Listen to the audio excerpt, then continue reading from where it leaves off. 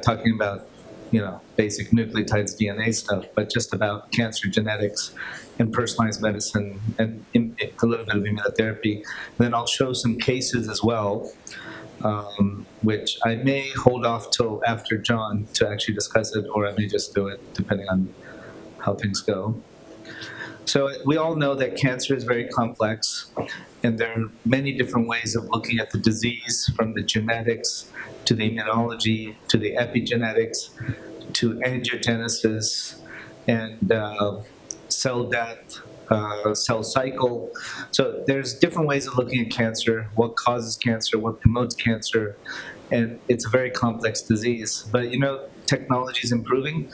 We can sequence all the DNA in cancer now, gigabytes, terabytes of data.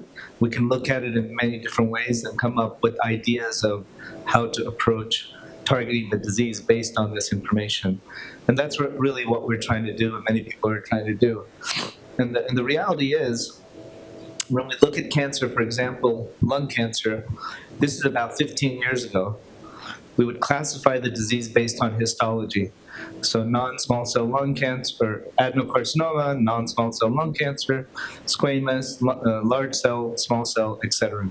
So this was histological classification of disease, and that somewhat predicted outcomes, especially in the days when we only had radiation and chemotherapy.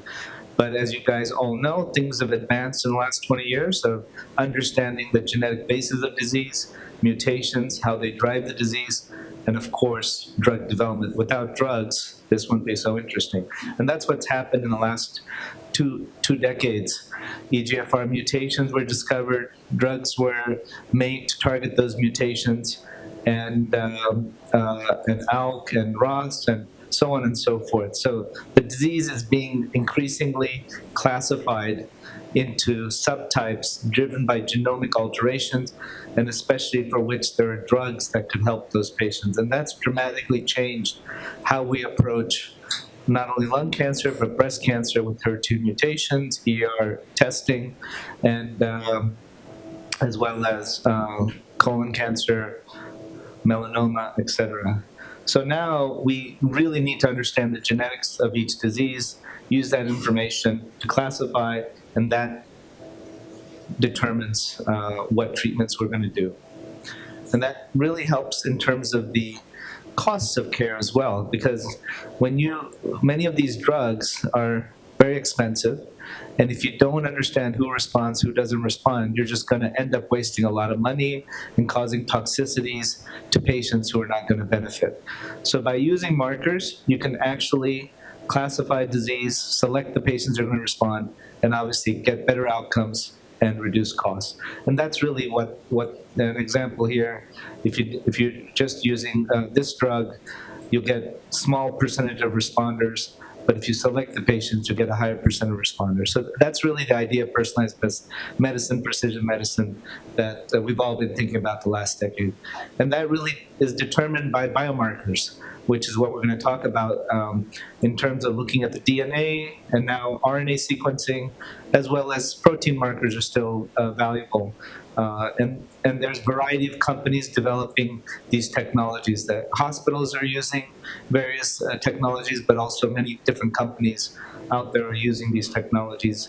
And many of these markers are also are CLIA classified or FDA approved companion diagnostics according to the marker as well, according to the treatment response to a drug. I'll just skip that. And so what do we see? We get reports like this, whether it's internally from the pathology department at our hospitals or external companies that do this. Basically, they do various sequencing or immunostains for various markers, and we get some reports of mutations in particular genes or increase in tumor mutational burden or microsatellite instability and things like that tell us response to specific drugs So this mutation is associated with these drugs, and I hope you guys can see. I can barely see it. And then, or if you have a high tumor mutational load, you may respond to immunotherapies like the checkpoint inhibitors that we heard about earlier. So this is really changing how we approach any cancer now, and many of this is standard of care for many of the cancers. In brain tumors, we're still going that route, and we have examples that we'll talk about, and hopefully we'll get there faster and sooner. And here's examples of what biomarkers, at least in the immuno-oncology field, does. When you have PD-L1 positive lung cancer, you do a lot better on checkpoint inhibitors than patients that don't. And it's repeated over and over again in bladder cancer, colorectal cancer, etc. So these markers are very powerful in telling us who's going to respond. And that's really very important for us to optimize care for these patients. So for brain tumors, as I mentioned, we have some challenges. And it's in part due to these issues, the tumor heterogeneity, blood-brain barrier, and immune suppressive microenvironment that you heard about. And I'll give you examples of patients that, we do use information from the tumor to help us predict and select drugs for this patient. So this was a patient of mine many years ago with right frontal glioblastoma, got it resected, came back after radiation chemo, took it out again, did a couple of clinical trials, didn't respond. And at this time, this was when I was a fellow, we didn't have Avastin, we didn't have a lot of the drugs we had today, but I knew Gleevec had a little bit of an effect, so I decided to give him Gleevec, and he came back a month later with this partial response. And we actually found out what the marker was, and it was PDGFR amplification of the tumor. And we started a clinical trial at UCSD when I was there, where we had about a 20-30% response rate. The study just closed recently. Patients having stable disease or shrinkage of the tumor. So if you have the right marker, you have a drug associated with the marker, you could potentially get a better response than traditionally not selecting patients. And I'm going to give you a few examples of this in the next few slides of how we can wait for clinical trials, but in our field it takes forever to do a trial, and for a number of reasons that we can discuss. But when we have a patient progressing, there's not many options. We try to get drugs available for our patients. And this is what we've been doing for several years. So here's a patient, right, temporal glioblastoma, had resection, had radiation Temodar, and then progressed after a few months. We took it out again. The patient had EGFR mutation and also mTOR activation. And so the patient was started on Afinitor, an mTOR inhibitor, and Tarceva, an EGFR inhibitor, trying to use a combination of approaches. And this is a young gentleman, 42-year-old, with unmethylated glioblastoma, the ones that do the worst. So we use that information to select the drugs, and the patient actually was stable for almost 2 years, and then the tumor progressed again. We took out the tumor again, and we did the sequencing again, and we saw that the mutation that was there before was gone, was not detected. So clearly, even in the setting of a good marker, good drug that worked, the tumor became resistant. And this is something that is always a challenge in the oncology field of cancers actually becoming resistant. And this is one method of resistance. So, and eventually the patient progressed and died, but he lived almost 3 years with an unmethylated glioblastoma, with the typical survival is less than 1 year. Here's another example. Again, young patient with unmethylated glioblastoma, radiation and Temodar chemotherapy. After 7 months, progressed, and this tumor had a BRAF mutation. This is the mutation that occurs in melanoma, for which there are targeted drugs available for. So we got those drugs available for the patient. At that time, there was only Zelboraf, just the BRAF inhibitor. And this patient actually survived for almost 2 years and had stable disease on the BRAF inhibitor, and also combined chemotherapy based on another marker. So he also benefited, because otherwise he would have had less than a year life expectancy without these treatments. This is probably the best example, a 16-year-old with a brainstem glioblastoma.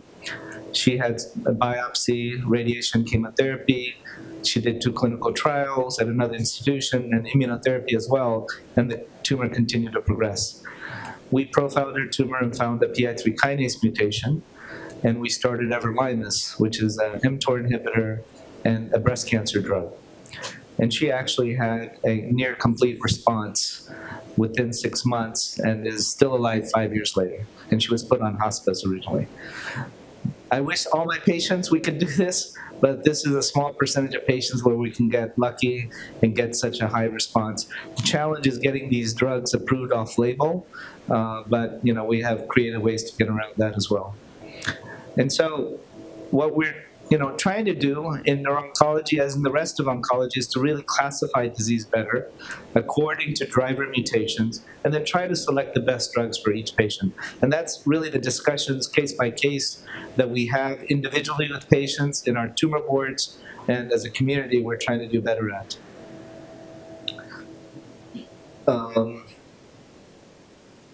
But we also have to remember about the blood-brain barrier. And I'll give you examples of that. I learned this as a fellow as well with lung cancer, with leptomeningeal metastasis. This was a patient who had lung cancer. We knew they had the mutation. I think the T was, it's not listed here, but they had the right mutation. We gave gefitinib. The tumor in the lung melted away. A few weeks later, developed nausea, headaches, vomiting, and had diffuse parenchymal and leptomeningeal disease. We simply reasoned not enough drug got in, and we checked the drug levels, 6 nanomolar here.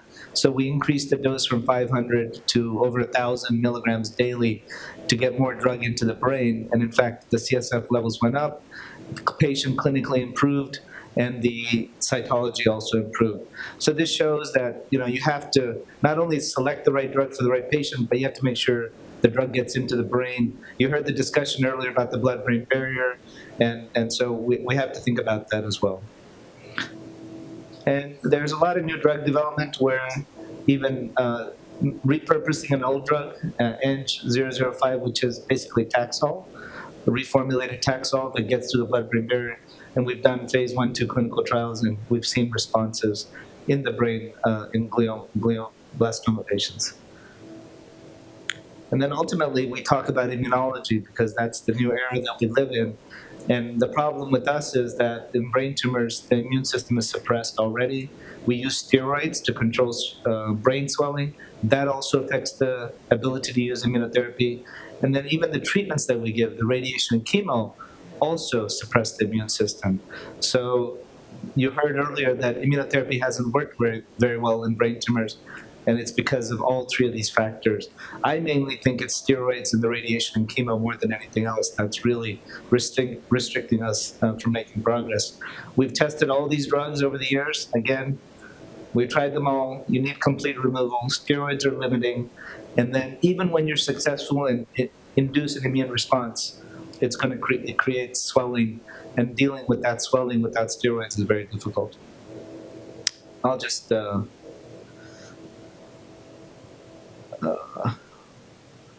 didn't want to. How much time do we have, John? Well, I planned about 2 minutes for our presentation, so if you want to. Maybe I can just stop with the cases here because I have some cases that we can talk about. Okay. Thank you.